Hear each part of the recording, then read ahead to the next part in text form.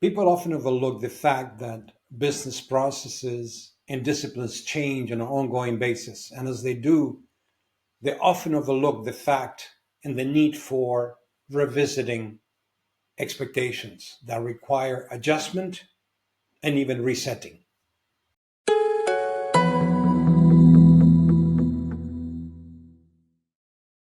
Hi, welcome to the Revolving Change podcast, where we help you develop your professional skills in business. It is obvious that in business and in work, things often undergo change because, of course, like nothing is constant, right? Change is always happening. And something that is often overlooked is the fact that when these changes happen, you need to continually reset the expectations because that then determines the actions or the alignment that your team has along with that change, and that's what we're going to delve in deep today. If you're part of top management and mid-level management and you're dealing with this, I think you should listen up. We also have a checklist for you about when and how to go about resetting expectations management. So we will tell you within this podcast where to actually download that resource. All right. So I forgot to introduce ourselves earlier. My name is Joanna. I'm one of the coaches here at Revolving Change. I recently got promoted from junior coach as mandated by our founder and resident dinosaur, Mr. Jorge Lobo. Jorge, say hi. I say hi. Okay, he listens very well.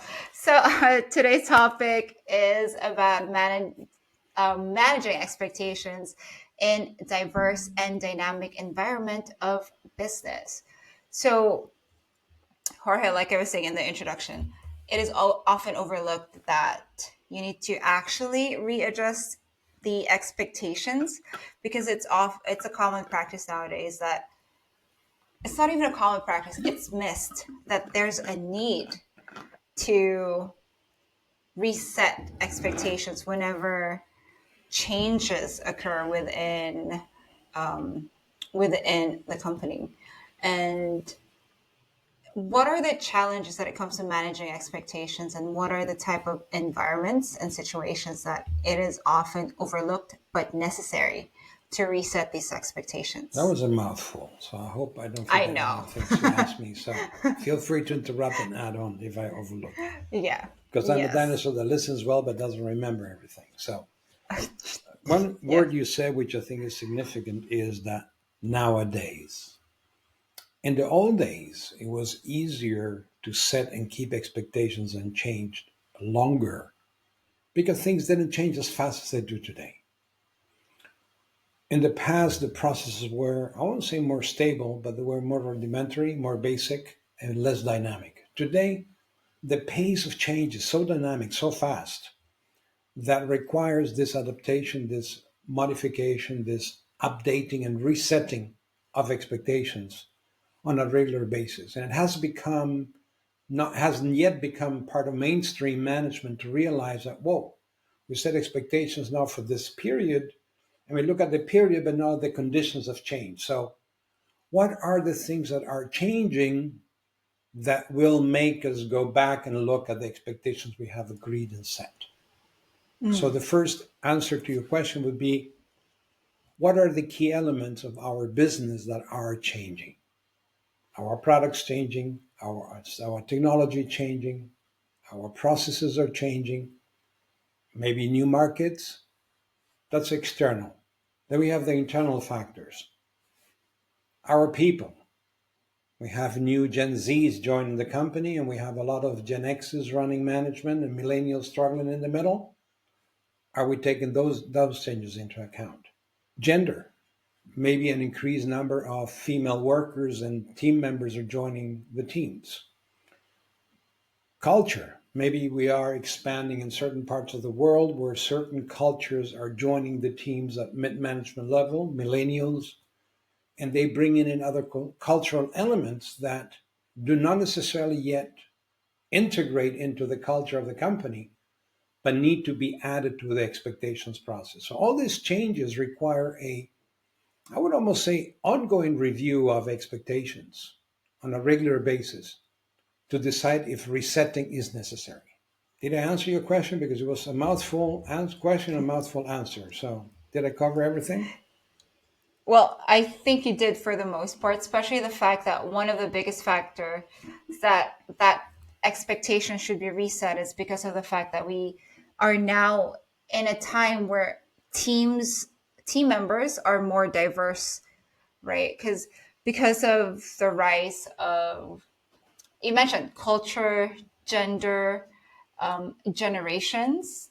So those are factors I that did would not trigger mention someone. remote work and local work, which is Exactly. I becoming was now a reverse effect that people, some companies like Amazon asking people to come back to the office, right? So that's having an impact also.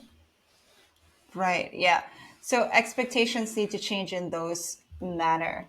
Like aside from the diversity of the people that are part of your team, like you mentioned, remote work is also another big adjustment that expectations management need to change because obviously the expectations or standards set within that changes, whether you have someone who's fully remote or someone who's hybrid, part in the office, part remote work, or so The someone worst part that's is when you're different. shifting people from one to the other. Because Right. when you do this Exactly. shift, that is where expectations need to be definitely be revisited and reset because many things will change. And the mindset of Right. people will change, of management, but also of the people that are changing. So, yes. And I think, like I said, internal and external conditions that require expectations Change. resetting. Yeah. And this is one of Right. the external conditions. Yeah, well, in Quickly, general, Jorge, yeah.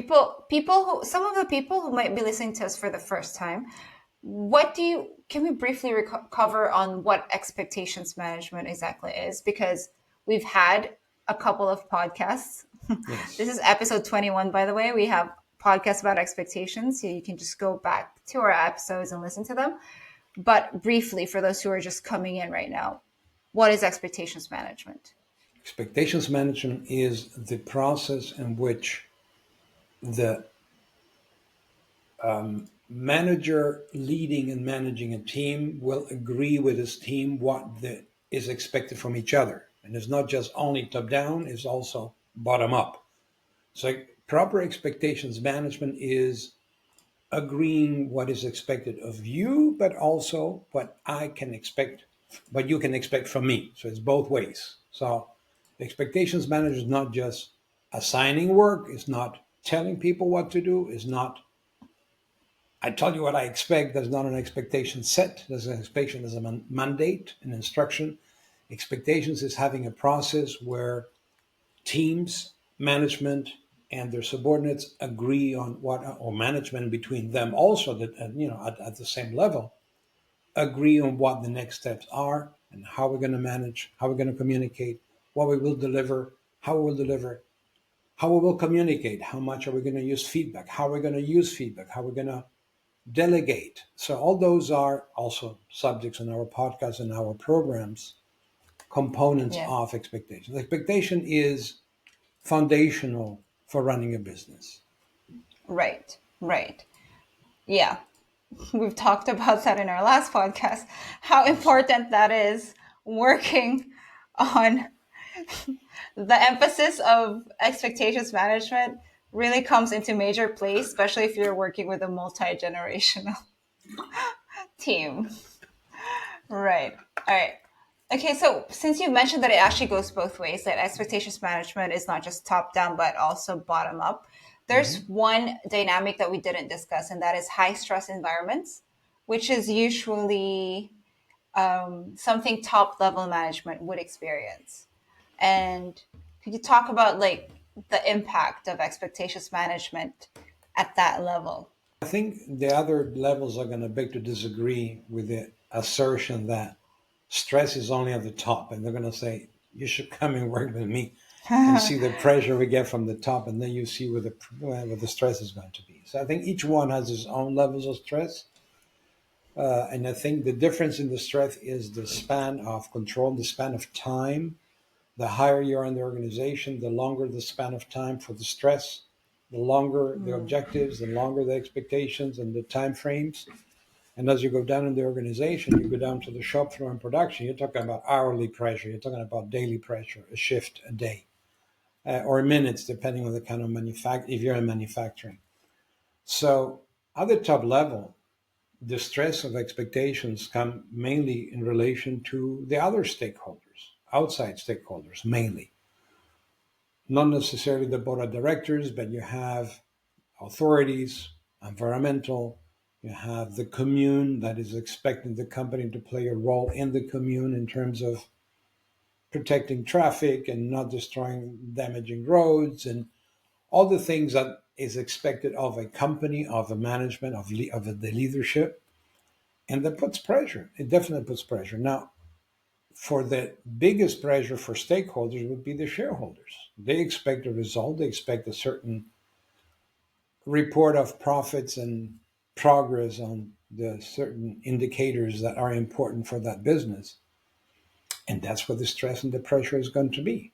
Now, like I said, I think depending who you ask, many will beg to defer that the stress, the lower you're going to structure in the organization, the higher the stress because it's going to be compressed in time and they're going to feel a stronger, shorter, more powerful pressure on achieving, accomplishing results.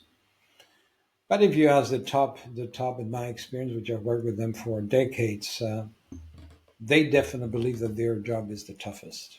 So Probably, yeah. they Maybe all they the all reason think that theirs is the I toughest. yeah, I think the reason I said high stress environment is because maybe the higher you go up the organization, the bigger your responsibility is. So, yeah, if you're dealing with, like you mentioned earlier, if you're dealing with the board or you're dealing with other stakeholders, the demand is It's greater true, but because also it's a, they also right. have the ability to delegate more, and they have a team of Yeah. experts and professionals that work with them and for them, on Hmm. which they have set expectations with them that will deliver. Hmm. So not all CEOs say the buck stops with me. Okay, Hmm. many do, uh, Hmm. and I praise those that do. Yeah. So now that we've talked about the indicators for which your company should revisit expectations management. How then do we go about actually resetting expectations management? I think before we go into resetting expectations management, we want to briefly touch on all the various skills that are touching on and affected by expectation resetting. Mm. Because we take for granted that we know what we're doing. Oh, we're going to reset expectations. Well, as our audience has seen in prior expectations podcasts, communication skills are absolutely fundamental to be able to start articulating, formulating expectations. Feedback skills are extremely important, foundational to share the perception we have of each other's fulfillment of expectations. When I use the word perception management, on the other hand, is also very important to understand what am I projecting in terms of my performance vis-a-vis the expectations that I agreed to. I know it sounds like a mouthful, but it is a mouthful. So I agreed to expectations. I agreed to deliver. How am I being perceived as delivering or not delivering, fulfilling or not fulfilling those expectations? And what kind of feedback am I getting on the perception that I've given? So all their elements, perception management, feedback, communication, are absolutely essential. And I just thought we should have stressed that one more time. So finally answering your question, um, the actionable steps and the key takeaways on how to reset expectations are a few but very critical ones. I think the first one is the clarity. I know it sounds like duh. Clarity of setting expectations. To be clear, the sending and the receiver of expectations need to be clear and articulate about what they expect from each other. A feedback loop, a feedback discipline in terms of being able to relate to I agree, I understand, I don't agree, I do not understand, I cannot fulfill that expectation. So give each other feedback, or the feedback from the expectation setter, being management in this case. Well, you have performed like this before. Historically, you are capable of doing this, or we have done it, or we need to improve, we need to add performance. So the feedback mechanisms are absolutely fundamental for the expectations resetting process, setting and resetting process. And of course, the cultural awareness. And with culture, I would say cultural and generational awareness, both of them. Understanding that in some cultures, and goes back also to setting expectations. In some cultures, you need to be very gentle and very soft and very slow how you set expectations. In other cultures, like in the US, where you can be more direct, more outspoken, more to the point. Even in the US, you have workers, or they take examples from clients in Germany that have clients and staff from three different countries, from Portugal, from Spain, from Turkey. They're all working with a manager which is maybe Polish, and they report to German management and all in Germany. So you got cultures, you have language, and maybe all these people are from three different generations. So you have a wonderful cocktail for it to go wrong. So taking all that into Right. account and preparing your expectation setting and resetting, it's extremely important. And here I would say there's one key element that plays a key role is take your time. Don't push it through. Mm, Sometimes to get somewhere fast, we need to go slow. you need to go slow. Exactly. Right. Yeah, but I think it also really starts with I like what you said, like about the feedback loop. There has to be an awareness to self-evaluate, not just self-evaluate. I mean, evaluate a process, a system, or something, and see if it's not working, right? If it doesn't feel natural anymore, I guess that management has to be sensitive to that fact and seeing that some sort and ask themselves why certain things are no longer working. And a lot of expectations or previous things no longer meet the current need. So I think there What, has to be that level of what you're awareness in addressing now management. is the bridge between the people and human expectation with the systems expectations. In systems Mhm. expectations, you have the KPIs, you have performance measurements, you have quality standards, you have productivity indicators, and those are set as expectations. Also, they're system expectations. Mm. Our goal for the day or for the shift or for the month is so many pieces or so many tons per hour, whatever is a meters per hour, whatever is, or the yield of aluminum or the yield of other material, whatever the indicators are we're using, those are expectations that we have.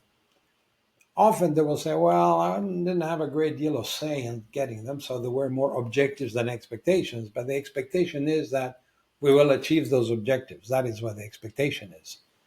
And where you come in with the right comment is I need to have a mechanism where, as a manager, I will be able to gauge if my people have a hard time achieving that goal. Are they having the right tools? Did they get the right training? Do we have the right work environment? But work environment, I'm mumbling. In work environment, I mean, I remember cases where we had a productivity drop, and it turned out that when we start asking people, well, we have this action needed program we installed, we implemented. It turned out that people were saying that their workstations were extremely cold and difficult to work and difficult to set machines. It would take them longer to set up machines because of the cold. And Mm. actually, closing some ventilation and making it a little bit more pleasant to work increased productivity dramatically. But it came through the feedback loop and the feedback exchange that this information became available because we were missing achieving our target. So it's important, it is fundamental what you said about feedback and how it affects achieving our business targets. It's all connected Right. and expectations Right. accordingly. And if they had had it said, they would have anticipated that problem. Yeah, exactly. That's what I'm getting at. And I hope that everyone's listening today, you now have more awareness and now you know when. expectations need to be reset.